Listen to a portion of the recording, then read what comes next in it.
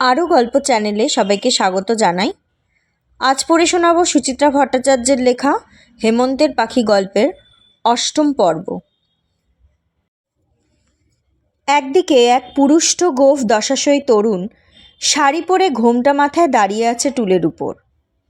অন্যদিকে খয়াটে চেহারার তালশিরিঙ্গে যুবকের সর্বাঙ্গ মোটা বেড কাভারে মোড়া।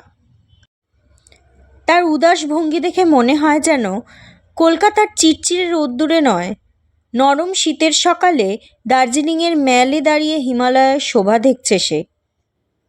উল্টো প্রান্তে মধ্যবয়সী মানুষটি গাময় লেডিস ব্যাগ ঝুলিয়ে ক্রুশবুদ্ধ যিশু। পাশেই দুহাতে দুপাটি চটি গেঁথে ফটাফট বাজাচ্ছে এক তামাটে কিশোর। Sale sale sale sale sale, নিয়ে যান এমনটি আর পাবেন না। দুনিয়ার শেষ পিসখানা চলে গেল। ভর দুপুরে গড়িয়াহাটে চৈত্রের মেলা কলমুখর। খোঁচা খোঁচা দাড়ি ঘরমাক্ত যুবকটি পেশাদারি চিৎকার ছুড়ল, ও বৌদি যেন না, ও বৌদি শোনেন। অদিতি বেশি দূর এগোতে পারেনি। বড় জোর 4-5 পা। বীজে ভিড়ে এক কদম অগ্রসর হওয়াও এখন রীতিমতো সংগ্রাম। চতুর্দিক লোকে লোকারণ্য, লোকারণ্য নয় প্রমিলারণ্য। একে রোববার, তাই কাল চৈত্র সংক্রান্তির দিন মেলার মেয়াদ শেষ। তামাম কলকাতার কোনো রমণী আজ বুঝি বাড়ি বসে নেই। হঠাৎ দেখলে মনে হয় যেন এক বিশৃঙ্খল নারী বাহিনী যুদ্ধ শেষে উদ্দাম লুটেপাটে নেমে পড়েছে। এই গুতোগুতির মাঝে হাঁটা কঠিন, স্থির থাকা বোধহয় আরও কঠিন। অদিতি দাঁড়াতে পারছিল না। কোনো ক্রমে গলা উঁচু করল, কেন পিছু ডাকছো? তুমি তো আমার দামে দেবে না। আহা শোনেনি না, এদিকে আসেন, এদিকে আসেন। শোনার কিছু নেই, আমি আর 1 পয়সাও বাড়াবো না। আর 10টা টাকা? পারবো না। 5? 1 টাকাও না। তোমার কাছে ছাড়া কি আর বেডশিট নেই? আসেন নিয়ে যান, আর ঝঞ্ঝাট ভাল লাগে না। অদিতি মুখ টিপে হাসল। এই ভিড়েও লোকগুলোর সঙ্গে দরদাম চালাতে কেন যে তার এত মজা লাগে। মুখগুলো ভারী টানে অদিতিকে। মাল বেচতে কেউ কেমন মরিয়া হয়ে ওঠে, কেউ বা নিরাসক্ত, কেউ সরস সংলাপে জমিয়ে দেয় পরিবেশ। কেনা নয়, কেনার এই অনুষঙ্গগুলো অদিতির বেশি পছন্দ। এই পিছু ডাকার ধরনটাও।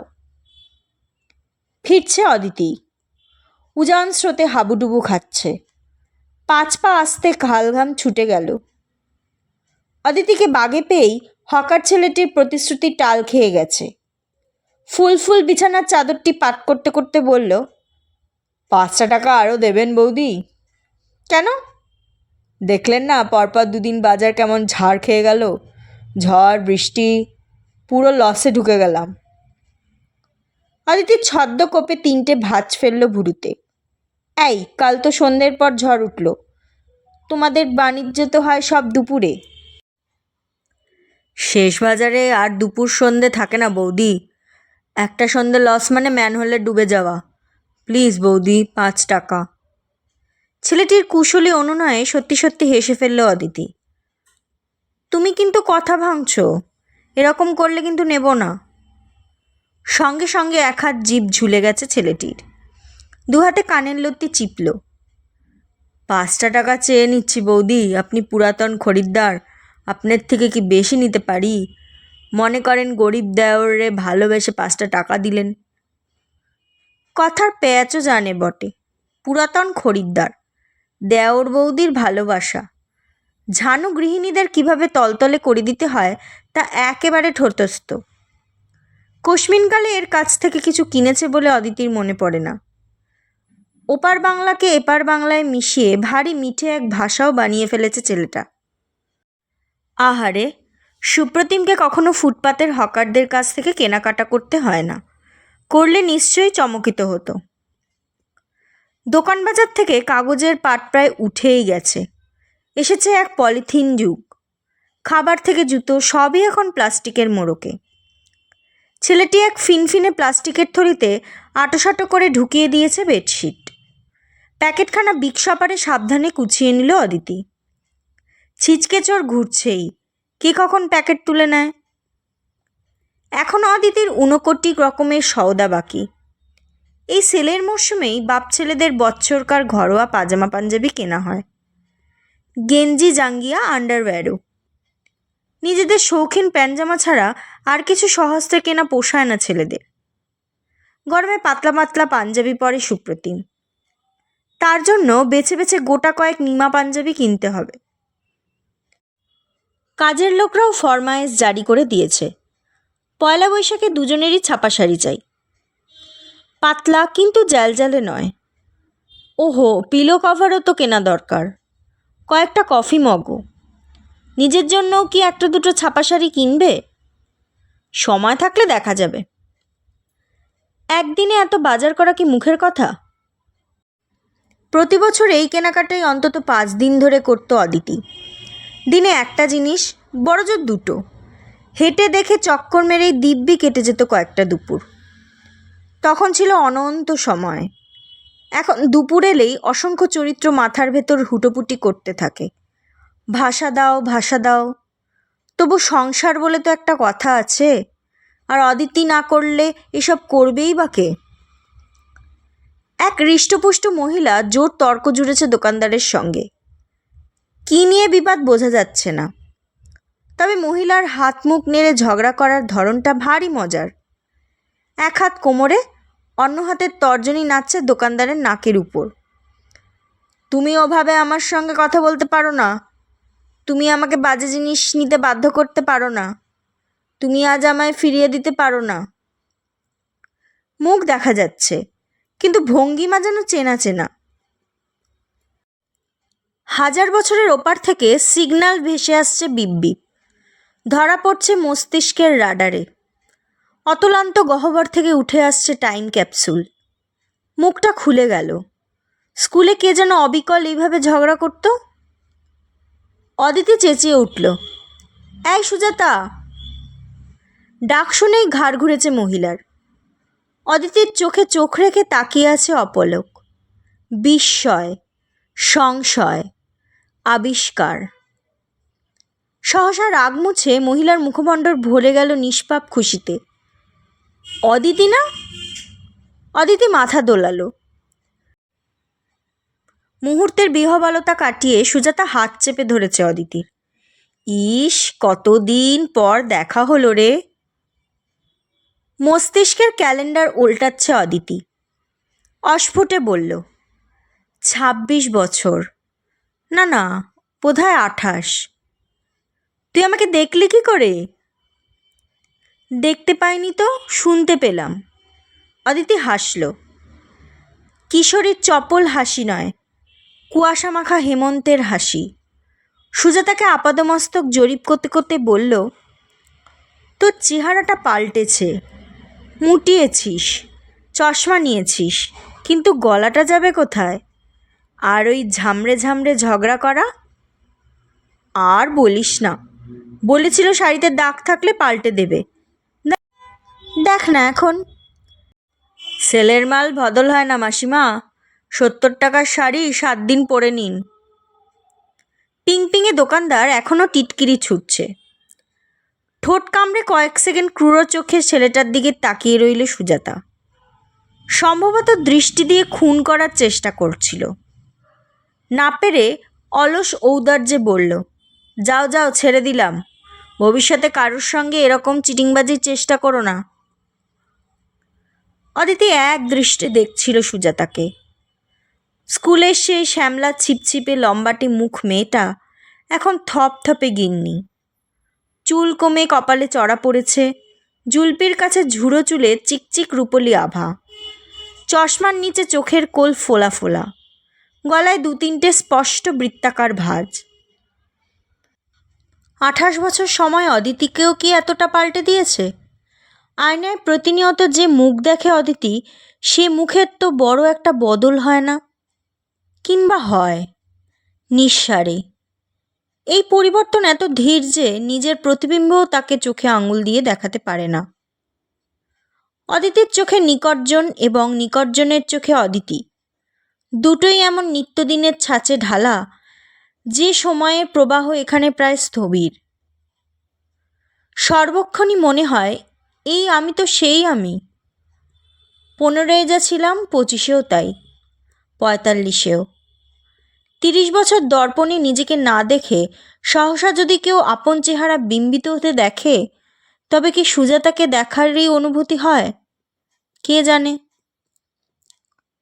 সুজাতা বুঝি অদিতির মনের কথাটা ধরে ফেলেছে।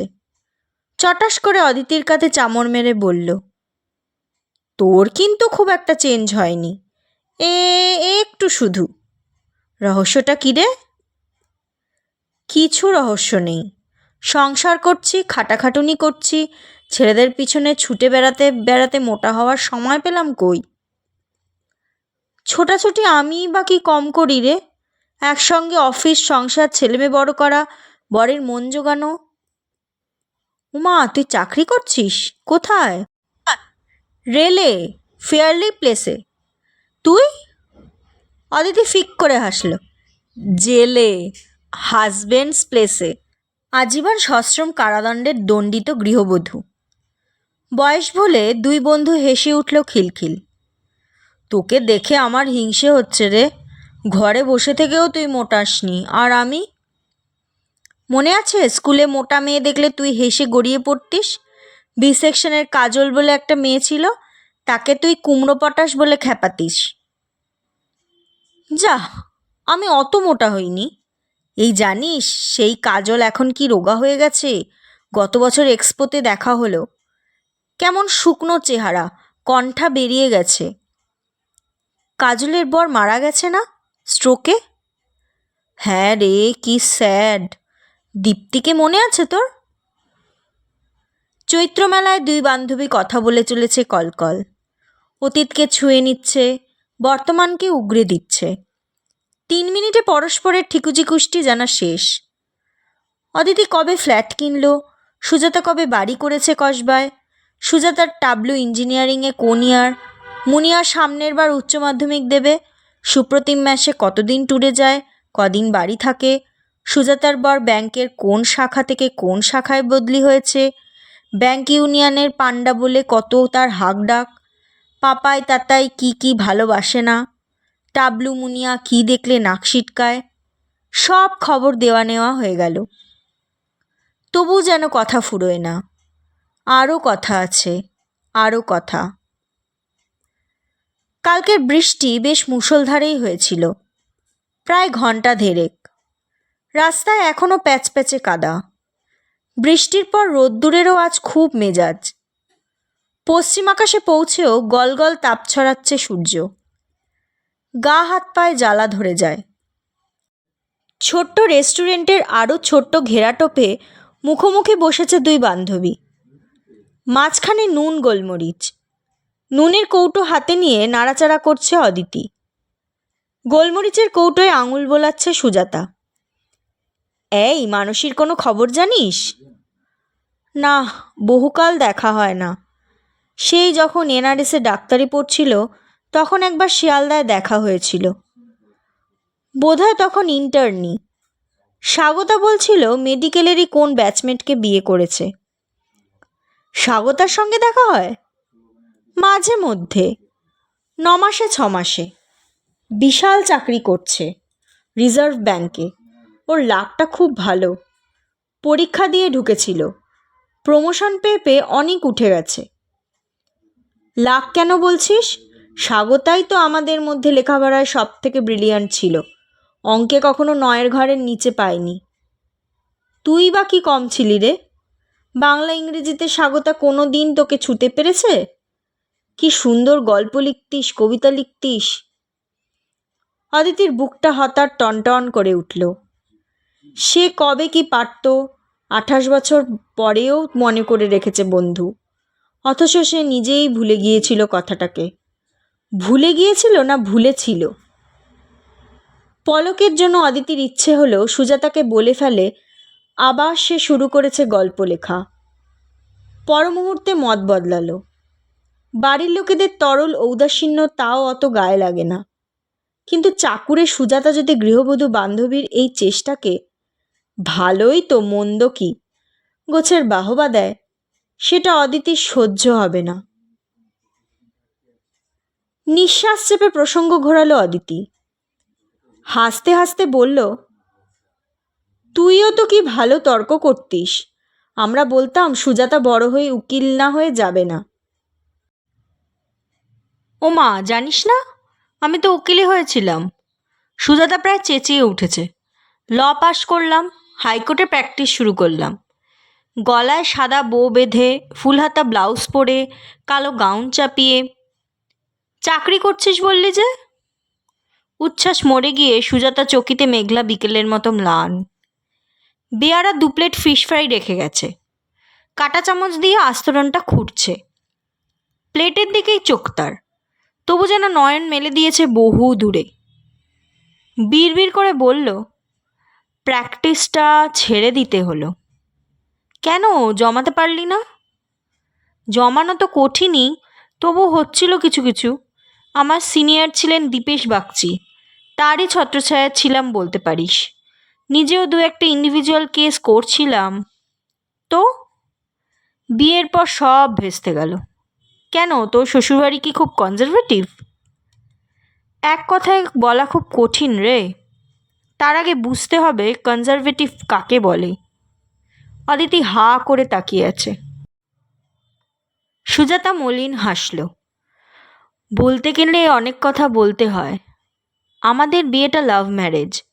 বিকাশ তো ব্যাংকে ঢোকার পর থেকেই ইউনিয়ন করে, মাঝে মাঝে আসতো হাইকোর্টে আমার সিনিয়রের কাছে, তখনই আমাদের 4 চোখে মিলন। হাইকোর্টের উকিল মেয়ে দেখে কেউ যে অমন পাগল হতে পারে, আমার বরকে না দেখলে তুই বিশ্বাসই করতে পারবি না।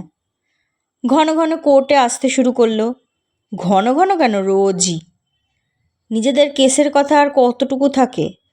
সারাক্ষণ আমি যে কোর্টে যাচ্ছি সেখানে গিয়ে দাঁড়িয়ে আছে। আমার মতো ড্যাশি পুশি স্মার্ট মেয়ে নাকি জীবনে দেখেনি। আমায় কোথায় প্রপোজ করেছিল জানিস? চিফ জাস্টিসের কোর্টরুমে। ফাঁকা ঘরে একদম পেছনে ডেকে নিয়ে গিয়ে আমার হাত চেপে ধরে বলেছিল, এই আইনের মন্দিরে শপথ করে বলছি আমি তোমাকে ছাড়া বাঁচব না। বাহ, দারুণ রোম্যান্টিক ব্যাপার তো। শুনতে সেরকমই লাগে। এক কুচি শশা মুখে তুলে কচকচ চিবোচ্ছে সুজাতা। তা বিয়েটা তো হয়ে গেল। শ্বশুরবাড়ির লোকেরাও আমাকে নিয়ে তখন কি আহ্লাদ। পাড়া প্রতিবেশী সকলকে ডেকে ডেকে লয়ার বউ দেখায় আমার শাশুড়ি। শ্বশুরমশাই বাড়িওয়ালাকে শাসায়, ঘরে উকিল বউ এসে গেছে আর আপনাদের ভয় পাই না। এদের কি গোড়া বলা যায়? তাহলে তাহলে আর কিছুই নেই অদিতি দেবী। পৃথিবীটা যে গোল, সেই গোলই থেকে গেল। 1 বছর যেতে না যেতেই শ্বশুরের মনে হতে লাগলো সিনিয়রের চেম্বার থেকে আমি অনেক রাত করে বাড়ি ফিরছি। শাশুড়ির মনে হতে লাগলো বউ সংসারের কোনো কাজই তো করে না। ব্যাস, লেগে গেল অশান্তি। আর বর বর মুখে কিছু বলতো না, প্রগতিশীল মানুষ তো, পার্টি ফার্টি করে। তবে তার হাবভাবে আমি টের পেতাম।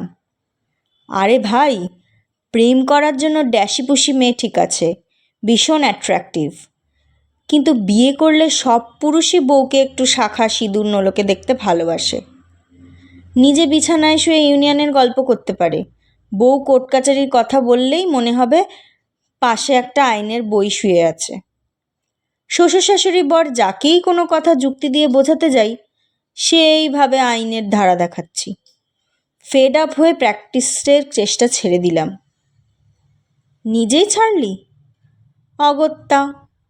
ঘর সামলাতে গেলে সিনিয়র কথা শোনায়, কাজে বেশি ইনভলভড হলে ঘর। এর মধ্যে ছেলেটাও হয়ে গেল, পুরোপুরি ফেরে পড়ে গেলাম। চাকরিটা ধরলি কবে? ছেলে হওয়ার পর। বরই বলল, ঘরে চুপচাপ বসে থেকে কি করবে, একটা সাদামাটা সরকারি চাকরির চেষ্টা করো। বয়সটা ছিল, পরীক্ষায় বসলাম, জুটেও গেল। সব দিকে শান্তি, নো অ্যাম্বিশন, নাথিং।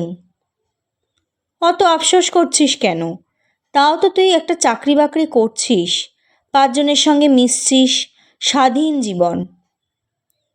স্বাধীন না হাতি, চাকরি করা মেয়েদের পায়ে শিকলটা আরও শক্ত করে বাঁধা থাকে।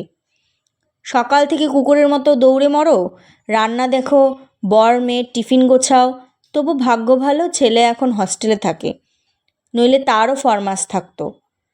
তারপর নাকে মুখে গুজে ভিড় বাসে যুদ্ধ করতে করতে অফিস দৌড়াও, সেখানেও আতঙ্ক, লাল দাগ পড়ে যাবে। তারপরও কত চিমটি কাটা কথা চালাচালি হয় অফিসে। মেয়েরা কেন যে শুধু শুধু ছেলেদের ভাত মারতে অফিসে আসে? অত যদি বাড়ির চিন্তা, তো বাড়ি বসে থাকলেই হয়। মহিলাদের দেখো, কাজ করবে কি, 4টে বাজতে না বাজতে বাড়ি ফেরার জন্য সব ছকছক করছে।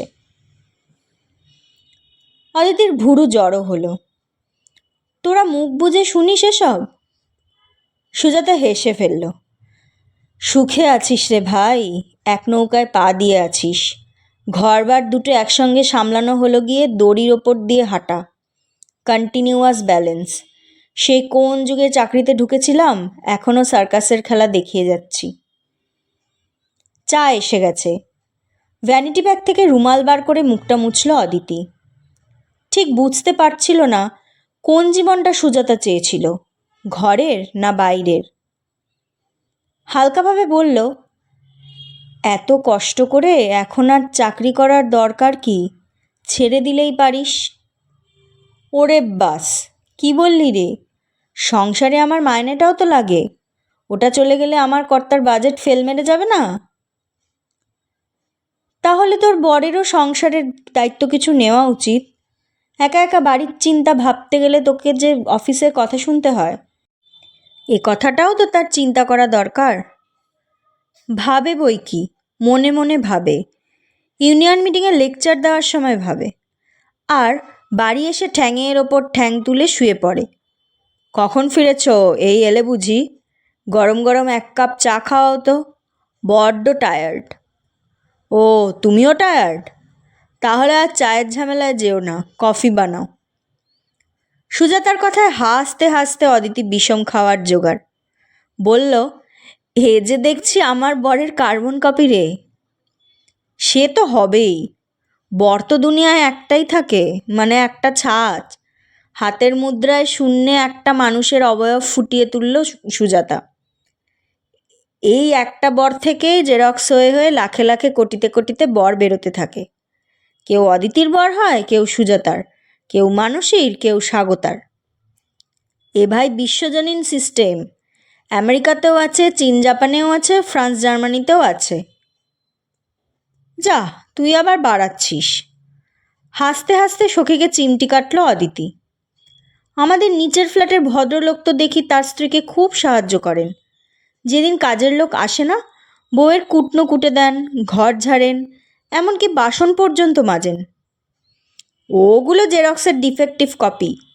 দেখিসনি জেরক্সে কোনো কপি তেড়া বেঁকা হলে কি কালি বেশি কম হলে সে কপিগুলোকে ফেলে দেওয়া হয়? তারাই হলো ওই সব লক্ষ্মী বর। আমাদের অফিসেও আছে 2-1 পিস, তাদের নিয়ে যা ঠাট্টা তামাশা চলে। আমরা মেয়েরাও করি, বলি জরুকা গুলাম। সুজাতা চোখ টিপল। বাদি দেখে দেখে চোখ সয়ে গেছে, গোলাম দেখলে চোখে লাগে। যাকগে থাক, এভাবে তো যা হোক করে কাটিয়েই দিলাম জীবনটা, আর 20-25টা বছর টেনে দিতে পারবো না। হাসতে হাসতে কথা বলছে সুজাতা, তবু যেন হাসিতে কোথায় একটা চোরকাঠা বিঁধে আছে। অদিতি বুঝতে পারছিল। বাড়ি ফিরে মরার মতো শুয়ে রইল অদিতি। পুরনো বন্ধুর সঙ্গে এতকাল পর দেখা হয়ে মনটা কোথায় নীল আকাশ হয়ে যাওয়ার কথা, তার বদলে কোত্থেকে একরাশ বাদুলে মেঘ এসে জড়ো হচ্ছে মনে। উঠে কেনাকাটাগুলোও দেখাতে ইচ্ছে করছে না। সুপ্রতিমার তাতাই ড্রয়িং স্পেসে, তাদেরও দেখার কোনো চার নেই। খবরের কাগজ খুলে দুজনের গজল্লা চলছে। ছেলেও আজকাল শেয়ার মার্কেটে উৎসাহী হয়ে পড়েছে। বাজারের ওঠানামা নিয়ে সপ্তাহভর গবেষণা চলে বাপ ছেলেতে। সপ্তাহ শেষে মিলোয় কার অনুমান সঠিক। তাতাই বইয়ের পাতা উল্টোচ্ছে কিনা সেদিকে বাবার নজর নেই, কিন্তু অদিতির অপছন্দের এই নেশাটাকে দিব্যি ছেলের মধ্যে চারিয়ে দিচ্ছে। খানিক পরে সুপ্রতিম ঘরে এলো। বোধহয় দেশলাই টেশলাই খুঁজতে। ঈষৎ গুমরানো অদিতিকে দেখে দাঁড়িয়ে গেল। হলো কি তোমার, এসেই শুয়ে পড়েছ কেন? আড়াআড়িভাবে হাতে চোখ চাপা দিল অদিতি। চিত হলো। এমনি। শরীর খারাপ লাগছে? না। মাথা ধরেছে? উফ, যা রোদ্দুর ছিল আজ। তাতে তোমার কি এসে যায়? তুমি তো আর ছাতা নিয়ে আমার সঙ্গে যাওনি। আমি গেলে প্রাণ ভরে চষতে পারতে। চষাই বটে, হাল চষা। তবে গরু, লাঙল, জমি তিনটেই অদিতি, এই যা। ভারী স্বরে অদিতি বলল, ডাইনিং টেবিলে ফিশ ফ্রাইয়ের প্যাকেট রাখা আছে, গরম থাকতে থাকতে খেয়ে নাও। যাওয়ার সময় আলোটা নিভিয়ে দিয়ে যেও। কি ব্যাপার বলো তো, গল্পের প্লট ফ্লট মাথায় ঘুরছে নাকি? সুপ্রতিম হাসছে। অদিতি বলতে পারত, আমি কি সারাদিনই গল্প ভাজি? তাহলে তোমাদের সংসারটা চালায় কে? বলে কি লাভ, কে বোঝে। বাইরে মেঘ জমছে, বিদ্যুৎ চমকাচ্ছে হঠাৎ হঠাৎ। নীল শিখায় আকাশের এক পাশ ফালা ফালা হয়ে গেল। ঝড় উঠছে বোধহয়। শেষ হলো সুচিত্রা ভট্টাচার্যের লেখা হেমন্তের পাখি গল্পের ৮ম পর্ব। আমার গল্প পাঠ যদি আপনাদের ভালো লেগে থাকে তাহলে এই চ্যানেলটিকে অবশ্যই সাবস্ক্রাইব করে দিন, আর সাথে বেল বাটনটিও প্রেস করে দিন, যাতে আমি গল্প দেওয়ার সঙ্গে সঙ্গে আপনাদের কাছে একটা নোটিফিকেশান চলে যায়। আপনাদের মতামত কমেন্ট করে জানান। ধন্যবাদ।